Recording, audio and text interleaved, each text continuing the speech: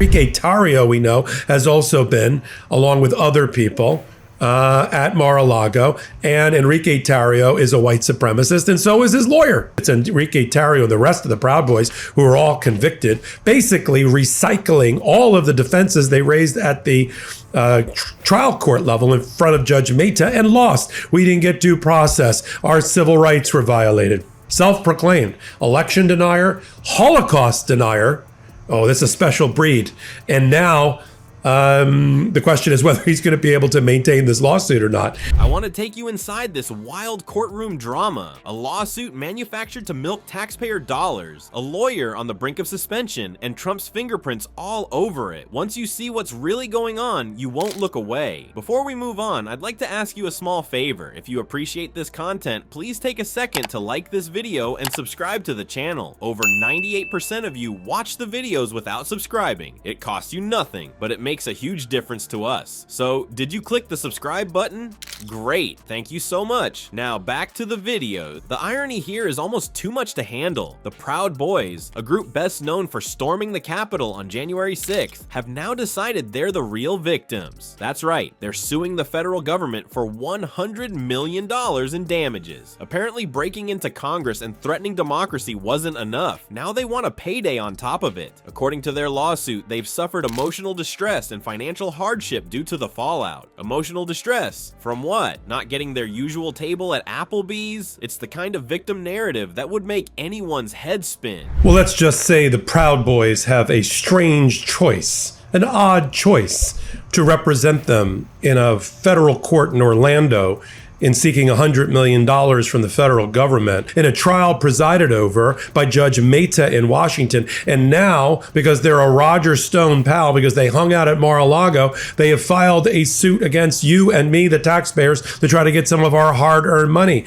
A federal government under the Trump that may well just lie down and pay back the Proud Boys and Enrique Tarrio, because he was convicted of being an extremist at the highest level for Jan 6th. And representing them in this circuit is someone who sounds like he crawled out of a bad D-list gladiator movie, Augustus Sol Invictus. Yes, that is his real name. If it sounds like a rejected Marvel villain, his backstory doesn't disappoint. Invictus is a self-proclaimed white supremacist best known for his role in the Charlottesville rally. He's also a convicted felon, which complicates his role as legal counsel. You see, lawyers are required to report their convictions to the bar, a detail Invictus conveniently overlooked. He's currently under investigation and facing potential suspension, a little problem that could kick him right out of this case entirely. A guy that used to be known as Austin Gillespie, but better known by his new name, Augustus Sol Invictus, who, according to research, is a self-proclaimed pagan. He's now the lawyer that's trying to represent them in the Middle District of Florida in Orlando. I'm a member of that court, by the way. And he's the judge in a new posting, a white supremacist who was convicted along with others in the Unite the White rally in Charlottesville, Virginia, that led to the death of a law paralegal. Now let's talk about the rules. In Florida's Middle District, where this lawsuit was filed, lawyers must meet strict qualifications to practice. If Invictus gets suspended, the Proud Boys will be left scrambling for a replacement. Who's going to step in then? Some guy named Captain Freedom. It's almost like the lawsuit is doomed to fail, which begs the question, was it even meant to succeed? Or was it just another publicity stunt with dollar signs in mind, all while shifting the blame for January 6th to anyone but themselves? And speaking of blame, let's not overlook the subtle fingerprints of Donald Trump. Is it really a coincidence that this lawsuit plays right into his narrative of government corruption? If the Proud Boys win, it sets a dangerous precedent. If they lose, they still get to fan the flames of their so-called victimhood. It's chaos either way. But what does this case say about the justice system and whose interests it really protects? You know, the one that Donald Trump said at the time, there's good people on both sides, right? Good people marching in lockstep to German songs of white supremacy about Jews not replacing us with torches. An activist, election denier of the First Order, filed a lawsuit a couple of days ago in the Middle District of Florida in Orlando, which is not where Enrique Tarrio lives.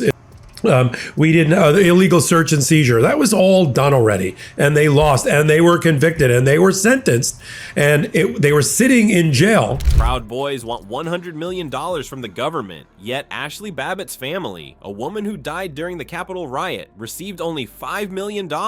Let that sink in for a second. On one side, you've got convicted criminals who led an assault on democracy asking for a massive payday. On the other, you've got a grieving family given a fraction of that sum. It's almost like the system rewards bad behavior while throwing crumbs to the actual casualties. When you compare the two, it's not just unfair, it's absurd. Think about it, $100 million, that's the amount the Proud Boys are claiming as damages. They're filing this lawsuit as if they were the injured party, despite being the ones responsible for inciting chaos during January 6th. Meanwhile, families like the Babbitts, who have an actual loss to grieve, get payouts that wouldn't even cover the catering bill for one of Trump's gaudy fundraiser dinners at Mar-a-Lago. It shows how easily the legal system can be manipulated, rewarding those who scream the loudest, even when their actions left destruction in their wake. The Proud Boys aren't just suing for money, they're treating this lawsuit like an audition for America's Most Entitled. The script they're writing is all about flipping the narrative. They want to rewrite what happened that day, painting themselves as unwitting victims rather than orchestrators of chaos. And honestly, with lawsuits like this, you might as well hand them a reality show contract. But the bigger problem is that these kinds of lawsuits exploit legal loopholes designed to allow anyone, even criminals, to clog up courts and drain taxpayer resources.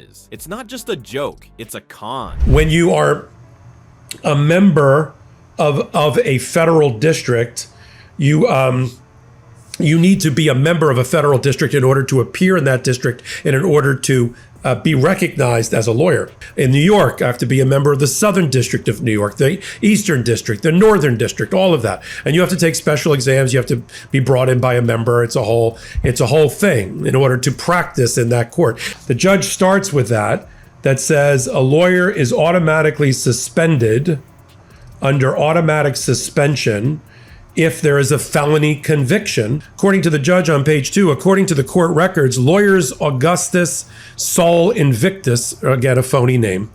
What's more dangerous though is the precedent. If they can frame their crimes as victimhood and possibly win a settlement, who's next in line? This lawsuit isn't just about money, it's about power and controlling the narrative of January 6th. The real question is, how much of this is influenced by Trump's favorite strategy, sowing chaos to deflect and distract? The Proud Boys lawsuit is like watching the legal system tie itself into a pretzel. Convicted criminals are suing for $100 million, while Ashli Babbitt's family got $5 million, less than the price of Trump's next golden statue of himself. It's a glaring double standard, one that rewards bad behavior and punishes, well, everyone else. And let's not pretend the timing's accidental. This case could easily become a political chess piece if Trump reclaims power, settling it on his own terms. So here's the pressing question. What does this really tell us about who holds power in America and who gets left behind?